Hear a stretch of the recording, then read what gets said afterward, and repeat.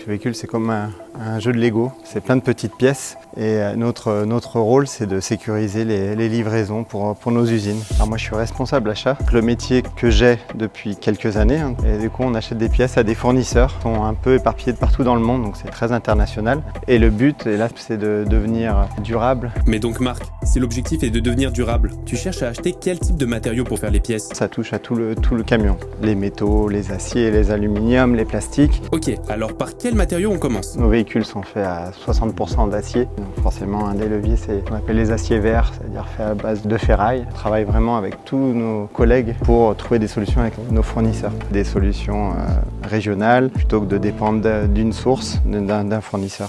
Personne ne sait faire aujourd'hui quelque chose, on peut dire, qui est 100% vert, zéro émission, que fait de recyclage. Donc on les accompagne et on va les voir ensemble, on s'assied tous autour d'une table et on essaie de trouver des solutions pour implémenter ça d'une manière optimisée. Ah oui, comme l'économie circulaire.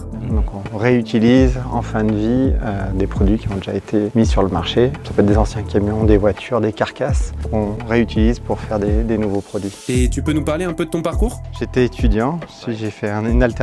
J'ai fait ensuite un VIE en Suède et j'ai eu la chance de faire plus de la moitié de ma carrière à l'étranger. Donc j'ai fait 3 ans au Japon, j'ai fait 3 ans en Inde et quelques mois aux États-Unis. Donc tu peux dire que c'est un métier qui te permet de beaucoup voyager? C'est ça, et de rencontrer beaucoup de cultures. On a des fournisseurs qui sont à peu près un peu de partout dans le monde et des collègues aussi.